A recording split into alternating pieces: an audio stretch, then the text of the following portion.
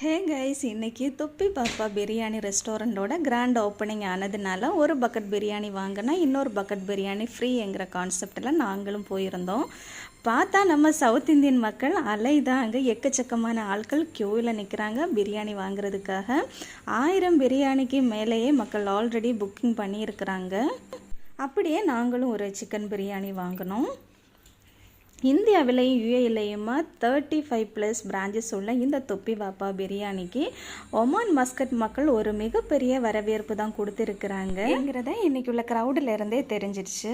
தொப்பி பாப்பா பிரியாணி மஸ்கட்டில் எங்கே லொக்கேட் ஆகிருக்குன்னு பார்த்தீங்கன்னாக்கா ரூபி ரெக்ஸ் ரோட்டில் பதரல் சமா பக்கத்துலங்க. வாங்க நீங்களும் ஒரு வாட்டி டேஸ்ட் பண்ணி பார்த்துட்டு எப்படி இருந்துச்சுங்கிறத கமெண்ட்டில் சொல்ல மறந்துடாதீங்க. டேஸ்ட்டு வேறு லெவலாக இருந்துச்சுங்க. எங்கள் ஃபேமிலிக்கு எல்லாருக்கும் பிடிச்சிருந்துச்சு. காரம் அந்த அளவுக்கு இல்லாததுனால ஜினு பேபி வேறு சாப்பிட்டா.